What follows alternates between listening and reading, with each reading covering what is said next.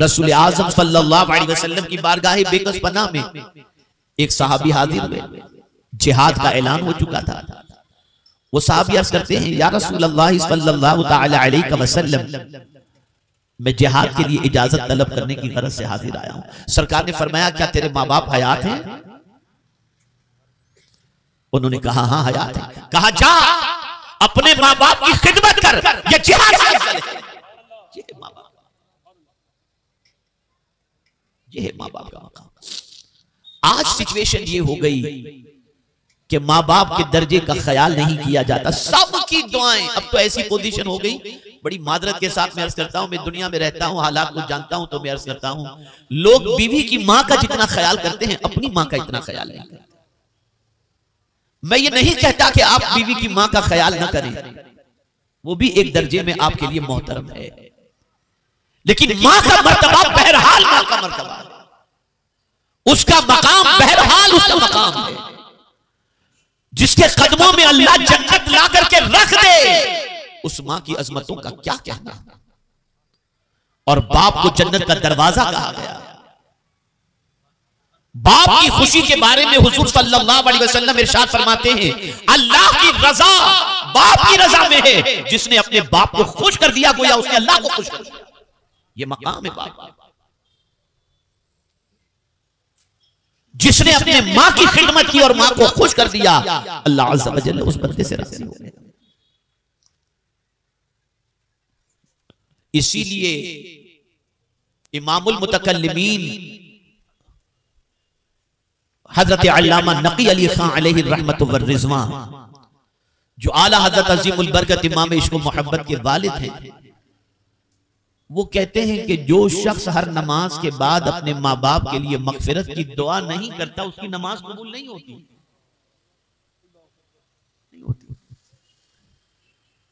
माँ बाप के लिए दुआएं करो। बल्कि हदीस शरीफ में है, एक सहाबी हुजूर सल्लल्लाहु अलैहि वसल्लम की बारगाह में हाजिर आए और अर्ज करने लगे, या रसूल अल्लाह सल्लल्लाहु तआला अलैहि वसल्लम, मेरे वालिदैन इस दुनिया से कुछ कर गए हैं, क्या उनके इंतकाल के बाद भी उनके साथ कोई अच्छा सुलूक किया जा सकता है? क्या सवाल था, क्या सवाल था। आज हमारे मुफ्ती साहब क़िबला तशरीफ फरमा हैं और बहुत सारे मुफ्तियान किराम हैं, जरा पूछिए इनके पास कैसे कैसे भोंडे सवाल आते हैं, सर पैर बगैर के सवाल। लेकिन वो सहाबा थे, हुजूर की सोहबत पाई थी। और ये बात याद रखिएगा, अच्छे सवाल भी वही करेगा जो अच्छों की सोहबत इख्तियार किया हो। सोच बड़ों के साथ बैठने से बनती है। अब यहां मैं आपको बता दूं, आका करीम सल्लल्लाहु अलैहि वसल्लम से पूछा गया, हम किसकी सोहबत में बैठे? देखिए, मैं आपको एक बहुत बड़ा फॉर्मूला दे रहा हूं, और खास तौर पर ये मेरे नौजवान बच्चे जो बैठे हुए हैं, प्यारे बच्चों, तुम खास तौर पर सुनो। हर एक के लिए जरूरी है, लेकिन नौजवानों के लिए ज्यादा जरूरी है। पूछा गया किसके साथ बैठे? तो सरकार ने फरमाया, अपने से बड़ों के पास बैठो, अपने से बड़ों के पास बैठो, उलमा से सवाल पूछा करो और हकीमों की बातें सुना करो। ये तीन चीजों का हुजूर ने हुक्म दिया। अपने से बड़ों के पास बैठो, बड़ों के पास बैठोगे तो सोच बड़ी बड़ी, बड़ों के पास बैठोगे तो तजर्बा मिलेगा, बड़ों के पास बैठोगे तो तरक्की की राहें समझ में आएंगी, उलमा से सवाल पूछोगे इल्म में इजाफा होगा, और हिकमत भरी बातें सुनोगे हकीमों से तो तुम्हारी रूह में ताजगी पैदा होगी और तुम्हारा दिमाग रोशन होगा। अब सुनिए, सरकार से एक सहाबी अर्ज करते हैं, या रसूल अल्लाह सल्लल्लाहु तआला अलैहि वसल्लम, क्या माँ बाप के इंतकाल के बाद भी माँ बाप के साथ उसने सलूक की कोई राह है? अब सरकार ने क्या फरमाया उसे सुने। मेरे आका सल्लल्लाहु अलैहि वसल्लम ने इरशाद फरमाया, हाँ, उनके लिए रहमत की दुआ करो। पहली बात क्या फरमाई? उनके लिए रहमत की दुआ, और वो दुआ कुरान के अंदर मौजूद है, रब्बिरहमहुमा कमा रब्बयानी सगीरा। ए अल्लाह, हमारे माँ बाप पर उसी तरीके से रहम फरमा जिस तरीके से बचपने में उन्होंने हम पर रहम फरमाया था। जिस तरह से, मैं तो खुदा की कसम कभी सोचता हूं तो अक्ल दंग रह जाती है। दो दौर देख लीजिए आप, एक बाप है और एक बेटा है, एक माँ है, एक बेटा है। बेटा परेशान है, उसकी सिचुएशन ऐसी है कि बचपने ही में डॉक्टर ने कह दिया कि लाइलाज है ये,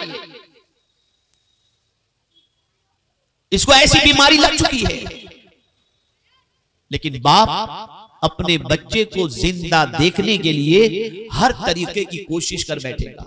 हजरत कोई वजीफा हो तो बताओ, डॉक्टर हो तो बताओ, इससे चंदा लेकर, इस चैरिटेबल ट्रस्ट से पैसा लेकर अपने बच्चे का इलाज।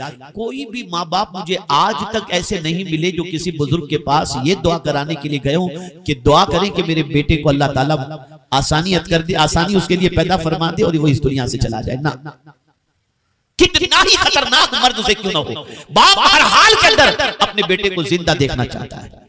लेकिन दूसरे एंगल से देखें, बाप बूढ़ा हो गया, बिस्तर में टॉयलेट कर रहा है, तबीयत ज्यादा खराब है, उठ नहीं पा रहा, तो उलमा से दुआ कराने के लिए आते हैं, हज़रत दुआ करें अब अल्लाह इनके हक में बेहतर फरमा दे, बस अब इनकी तकलीफ नहीं देखी जाती। क्या सोच है कि बाप तो तुम्हारी हर तकलीफ पर तुम्हें जिंदा देखना चाहता है और तुम हो कि अपने माँ बाप की मौत की तमन्ना कर रहे हो।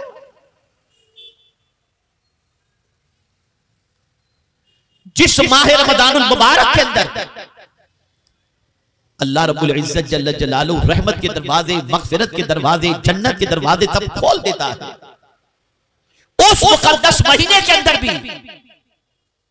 हजरत जिब्रील अमीन की दुआ पर हुजूर सल्लल्लाहु अलैहि वसल्लम ने आमीन फरमाया। सरकार मिंबर पर तशरीफ रखे तो जिब्रील अमीन ने दुआ की, ए अल्लाह, जो शख्स अपने माँ बाप को बुढ़ापे में पाए और माँ बाप की खिदमत करके जन्नत हासिल न कर सके वो हलाक हो। तो हुजूर ने फरमाया आमीन। आप क्या समझते हो बूढ़े माँ बाप की खिदमत क्या है? अरे जिसके चेहरे को एक बार मोहब्बत से देखने पर हुजूर फरमाते हज मबरूर का सवाब। अगर किसी ने अपनी माँ के चेहरे को या अपने बाप के चेहरे को एक बार मोहब्बत से देख लिया तो एक बार के देखने पर अल्लाह उसे हज मबरूर का सवाब अता फरमाता है।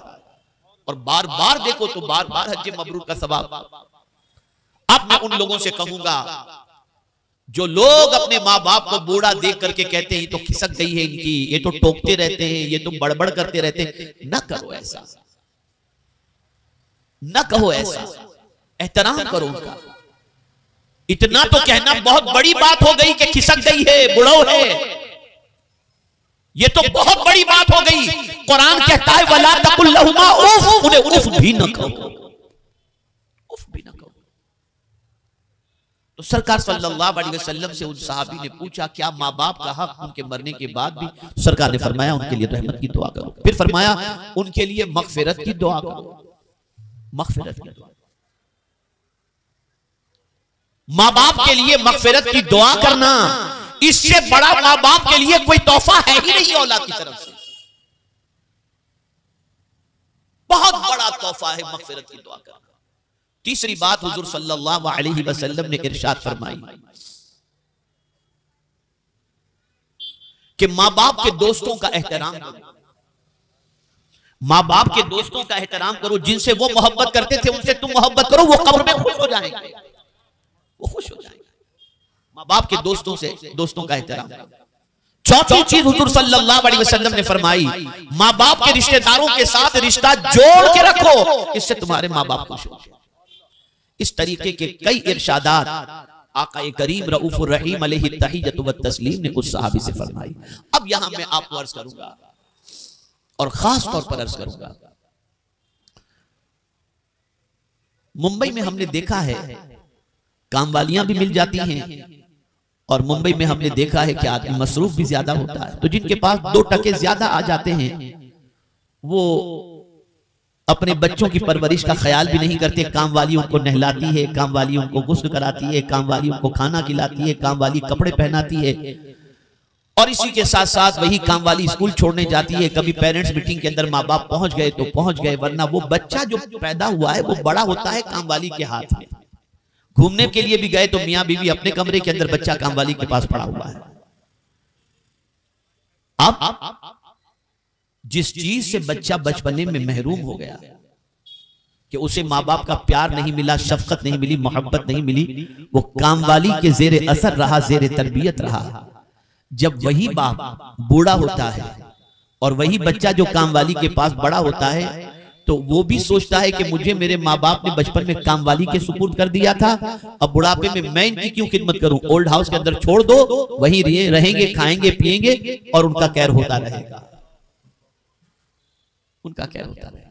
आज ओल्ड होम खुल गए, ओल्ड हाउस खुल गए, जहां पर बूढ़े माँ बाप को मरने के लिए छोड़ दिया जाता है, जहां कैर करने वाले कैर करते हैं, बच्चों के पास इतना टाइम भी नहीं होता कि जा सके। मुझे तो हैरत होती है, एक काफिला ताजिरों का रवाना हुआ, बस ये आखिरी बात, एक काफिला ताजिरों का रवाना हुआ, उस काफिले के अंदर बच्चे भी थे, बच्चों का बाप भी था। अचानक जंगलो बयाबान में बाप की तबीयत खराब हुई और इंतकाल हो गया। बाप को बच्चों ने वहीं जंगल में दफन कर दिया। अब जाहिर सी बात है कि काफिला किसी का इंतजार तो नहीं कर सकता, तो बच्चों ने भी दफन किया और फिर रवाना हो गए काफिले के साथ। खूब तिजारत की, खूब नफा हासिल हुआ, खूब कमाया। और जब काफिला वहां से गुजरा तो बच्चों ने बाप की कब्र पर फातिहा पढ़ने जाने की बजाय वहां से निकलने लगे चुपचाप। तो कब्र से आवाज आई, ऐ मेरे बच्चों, इस तरह तुम मुझे नजरअंदाज कर रहे हो, खुदा की कसम अगर तुम्हारी जगह मैं होता काफिले के अंदर और तुम्हारी कब्र यहां होती तो मैं तुम्हें सलाम किए बगैर कभी नहीं जाता। तुम्हें पिक्चर देखने के लिए जाने का वक्त है, तुम्हें सैरो तफरी के लिए जाने का वक्त है, अपने माँ बाप की कब्र पर फातिहा पढ़ने जाने का वक्त है। जाते हो कभी? आओ हुजूर सल्लल्लाहु अलैहि वसल्लम की एक हदीस सुनाओ, जिस जगह पर अल्लाह दुआओं को कबूल करता है उन जगहों के अंदर माँ बाप की कब्र भी है। अगर उनकी कब्र के पास खड़े होकर उनके वसीले से अल्लाह दुआ करे, अल्लाह उस बच्चे की दुआ को कबूल करे। बल्कि शबे बारात जाकर कब्र तलाश करते, अब्बा की कब्र है कहां यार, तुझे मालूम है मेरे अब्बा की कब्र। ये हाल हो चुका है। मौजू बड़ा तवील है और वक्त में इतनी गुंजाइश नहीं कि मैं मजीद इस पर कोई तफसीली गुफ्तगू कर सकूं, लेकिन मैंने बहुत सारी चीजों को कवर करने की, माँ बाप की खिदमत और उनके मकाम के साथ साथ कोशिश की। आप अगर तिजारत करते हो तो मुलाजिमीन का ख्याल करो, आप अगर जवान हो तो किसी लड़की की आबरू पर हाथ डालने की कोशिश न करो, आप अगर बच्चे हो और माँ बाप है तो उनकी खिदमत के अंदर कोई कोताही न करो। और इसी तरीके से माँ बाप पढ़े लिखे हों, अनपढ़ हों, कैसे भी हों, माँ बाप को बात करने का सलीका आता हो ना आता हो, दिखने में अच्छे लगते हो न लगते हो, कपड़े पहनना जानते हो न जानते हो, फिर भी बहरहाल तुम्हारे माँ बाप है और इनको एक नजर देखने पर अल्लाह तुम्हें हज मबरूर का सवाब अता फरमाएगा। इन्हीं कलिमात खैर पर मैं अपनी गुफ्तगू को खत्म करता हूं और मैं गुजारिश करता हूं आपसे, मैं गुजारिश करता हूं और वो गुजारिश ये है, बहुत इधर उधर आपने अपनी जिंदगी गुजार ली, बहुत कुछ सुना, बहुत कुछ समझा, बहुत कुछ किया आपने, आपने अपना दीन सीखने की कोई कोशिश नहीं की, कुछ सीखने की कोशिश नहीं की। मैं अभी आ रहा था तो लाइन से सिर्फ होटल ही होटल, और रात को 3 बजे तक हमारी कौम के बच्चे होटलों में खाते ही रहते, पता नहीं कितना खाएंगे और कब तक खाएंगे। कभी आपने दीन सीखने के लिए सफर किया? कभी दीन सीखने की आपने कोशिश की? कभी दीन के लिए आपने वक्त निकाला? कहां कहां से लोग हफ्तावारी सुन्नी इज्तिमा में मरकज इस्माइल अभी मस्जिद जो है वो हर शनिचर को आते हैं, आपके यहां से कोई जोशो खरोश नहीं, आपके यहां से कोई इतना शौक नहीं सीखोगे तो फिर आपकी औलाद से भी कोई अच्छी उम्मीद मत रखना, कोई अच्छी उम्मीद मत रखना। आज भी अल्लाह का फजल है कि मुस्लिम मुआशरे के अंदर बच्चे उन चीजों को याद रखते हैं कि मेरे अब्बा ये किया करते थे ना यार, इसको बंद नहीं करना, मुझे भी इसको जारी रखना है चाहे कुछ भी हो जाए। तो अगर तुम हफ्तावारी सुन्नी इज्तिमा में जाते रहोगे पाबंदी के साथ तो तुम्हारा बच्चा कहेगा मेरे अब्बा जाया करते थे ना, मैं भी इसे कंटिन्यू रखूंगा इंशाल्लाह।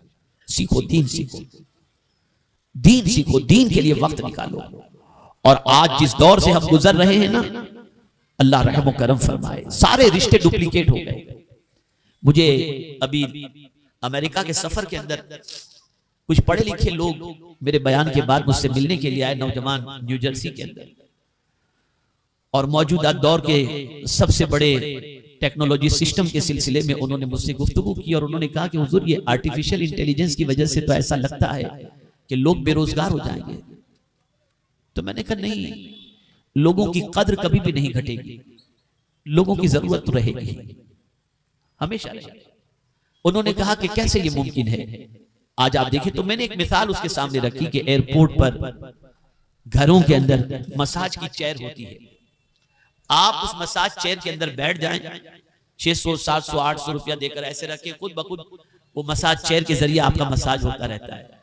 थोड़ा सा हल्का सा रिलैक्स तो मिलेगा लेकिन सुकून नहीं मिलेगा, सुकून की नींद नहीं आएगी। ये क्या है? ये सब मशीन वगैरह ही तो है, इसके अंदर ही तो ये सिस्टम सब सेट किया गया है। लेकिन मैंने कहा बेटा एक बात बताओ, थके हुए आकर माँ की गोद में सर रख दो और माँ हल्के से बालों के अंदर उंगलियां घुमाना शुरू कर दे, फौरन तुम्हें सुकून की नींद आ जाएगी। तो याद रखें, ये लम्स, ये एहसास, ये प्यार, ये मोहब्बत मशीन से नहीं मिला करता, इंसान ही से मिला करता है। तो ये जरूरत कभी खत्म नहीं होगी। हालात बड़ी तेजी से करवट ले रहे हैं, रिश्ते नाते खत्म हो रहे हैं। मैं अभी अफ्रीका जब जा रहा था तो इथोपिया की लॉन्च के अंदर मैं बैठा हुआ था, तो एक ख्याल जहन में आया कि इतने सारे लोग लॉन्च के अंदर बैठे हुए हैं, जरा देखूं तो सही ये लोग क्या करते हैं। तो मुझे देखकर हैरत हुई कि मियां बीवी बैठे हैं, बच्चे बैठे हैं, सब फैमिलीज बैठी हुई हैं, दोस्त बैठे होंगे, सब बैठे, लेकिन कोई एक दूसरे से बात करता हुआ शायद एक या दो नजर आए। एक सेलिब्रिटी, कोई हीरो था किसी अफ्रीका की कंट्री का, उसके साथ लोग तस्वीरें खिंचा रहे थे, और बाकी जितने भी थे, कोई लैपटॉप पर है, कोई आईपैड पर है, कोई मोबाइल पर है, कोई किसी से बात करने के लिए तैयार ही नहीं। क्या जिंदगी बन गई। ये बेचैनियां जो बढ़ रही है ना, ये इन्हीं सारी चीजों की वजह से। इसीलिए कहने वाले ने कहा है, दिल के लिए मौत, मशीनों की हुकूमत, एहसासों मुरव्वत को कुचल देते हैं आलात। आज मियां बीवी को देखिए, बीवी उधर बैठी है अपने मोबाइल पे लगी है, शौहर अपने मोबाइल पे लगे, किसी थक के चूर हो जाते हैं, फिर लेट जाते हैं। सबका यही हाल है, हम हो या आप हो, सबका यही हाल है। आंख खुली तो पहले मोबाइल उठाकर किसका मैसेज। क्या जिंदगी बन गई। न कुरान पढ़ने का टाइम, न दुरूद शरीफ पढ़ने का टाइम, न बच्चों को लेकर पूछने का टाइम, न बैठने का टाइम, न खैरियत दरियाफ्त करने का टाइम, न बच्चों के साथ टाइम स्पेंड करना है, कुछ भी नहीं। बस लग गए, अब एक हमारे हाथ में खिलौना आ गया, उसके पीछे लग गए। लेकर बैठो, बच्चों की तरबियत करो, बच्चों के पीछे टाइम स्पेंड करो, नोक पलक दुरुस्त करो। और आखिरी बात अर्ज कर दूं, सहाबी ने हुजूर से पूछा, या रसूलल्लाह सल्लल्लाहु तआला अलैहि वसल्लम, माँ बाप की तरफ से औलाद को सबसे बड़ा तोहफा क्या है? तो सरकार ने फरमाया, माँ बाप की तरफ से औलाद को सबसे बड़ा तोहफा अच्छे अखलाक हैं। आप बच्चे को आईफोन दिलाओ, सैमसंग फोल्ड दिलाओ, आईपैड दिलाओ, मोटरसाइकिल दिलाओ, मर्सिडीज दिलाओ, कुछ भी दिलाओ, इसकी कोई हैसियत नहीं। लेकिन अगर आपने अपने बच्चे को अच्छे अखलाक सिखा दिए तो हुजूर फरमाते हैं ये सबसे बड़ा तोहफा है। ख्याल करो इन चीजों का, माँ बाप की खूब खिदमत करो और माँ बाप भी बच्चों का खूब ख्याल रखें। अल्लाह रब्बुल इज्जत जल्ल जलालहू, आक़ाए करीम रऊफ़ुर रहीम अलैहि तहिय्यतु व तस्लीम के सदक़े तुफ़ैल मुझे आपको सबको अल्लाह और उसके रसूल जल्ल जलालहू व सल्लल्लाहु अलैहि वसल्लम के इरशादात पर अमल की तौफीक नसीब फरमाए।